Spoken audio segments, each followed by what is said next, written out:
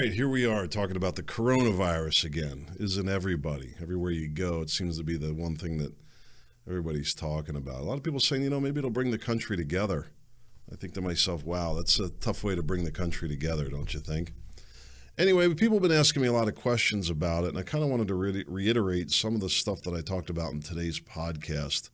If you can get a chance to check it out, you can listen to the full episode at ChristopherScottShow.com. That's the episode for March 19th. I think it was titled, Is the Coronavirus a Hoax? Which it's definitely not. I also wrote a blog article about it, and I tried to link the whole thing together, and it all got messed up because I'm not a big tech guy. So what I decided to do, if you go to the homepage right there at ChristopherScottShow.com, I'm going to list the coronavirus updates right there on the page. I'm expecting maybe, I know this is kind of ambitious for me right now, but maybe I'll start putting together a collage of these updates. Maybe I'll just take it to another page, but you don't care about any of those details anyway. If you go to ChristopherScottShow.com, I'll have the information there as best I can. What do I know? Who am I? I don't know. I've been following this since the very beginning. I'm not a doctor. I don't have some kind of special connection to the CDC or something like that. But I think I have a pretty good sense of what's going on. As I've continued to say, I don't think it's a time to be scared, but I think it's a time to be smart. I think that people should be prepared.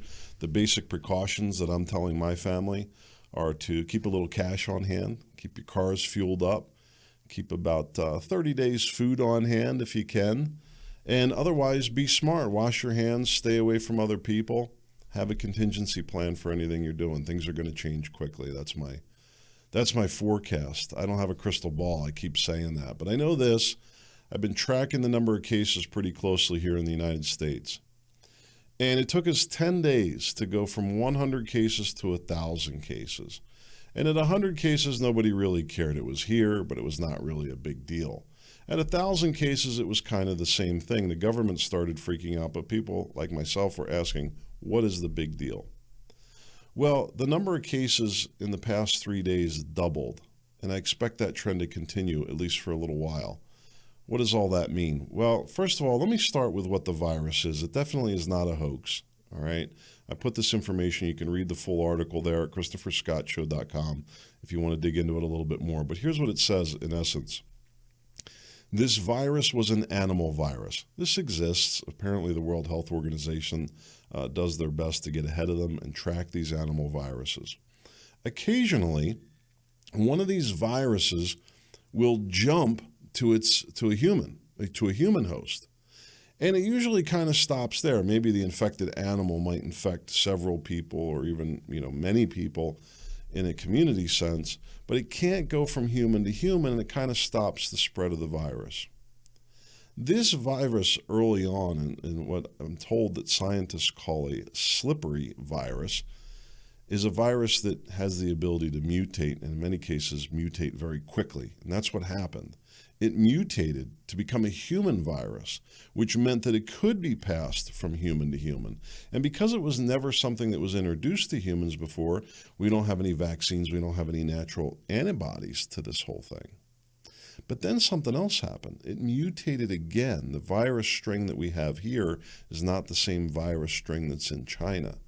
So it's shown the ability to mutate, and if that happens, even if we have vaccines, it could create a lot of problems. It does right now in the sense that it makes creating a vaccine at least twice as hard as it would have been if there was only one strain.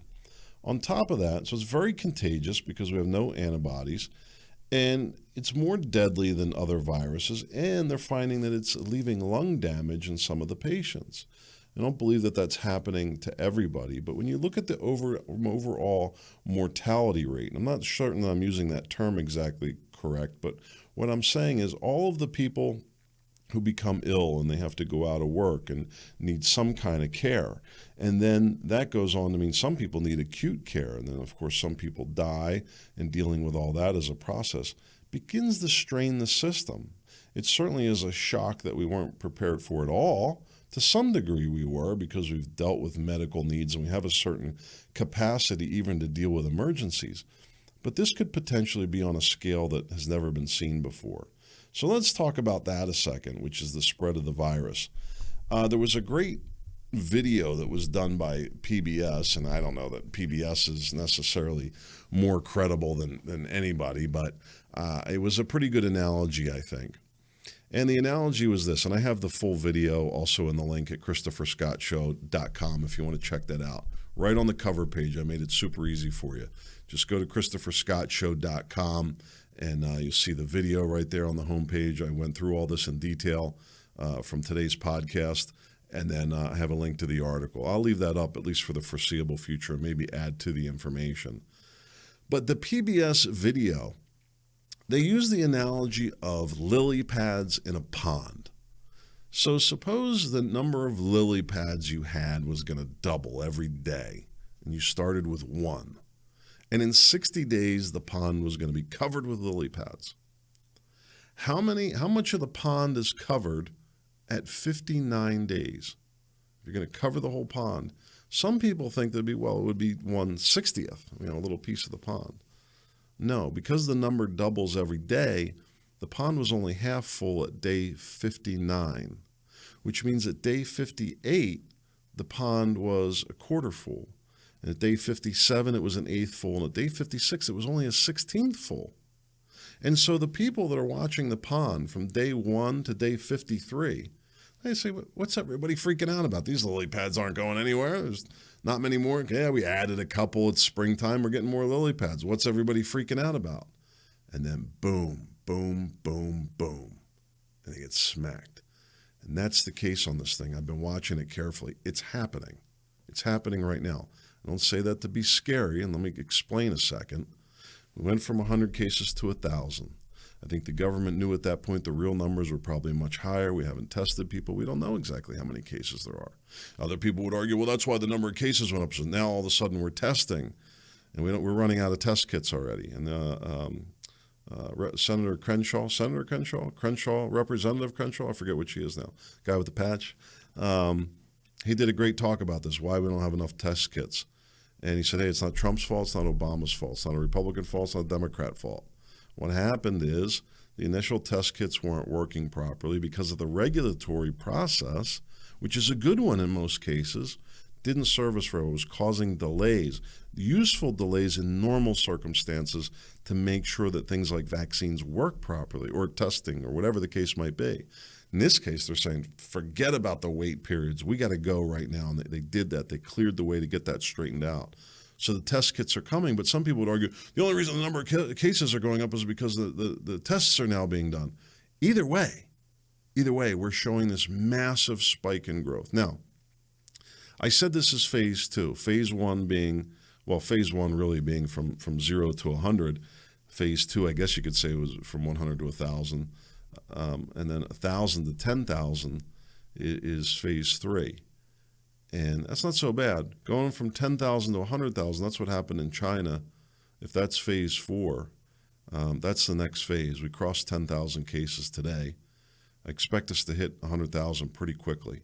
And the hope is that all these measures that we're taking, washing your hands and staying away from people, and I think that you're going to see additional restrictions and all that coming. That's my guess.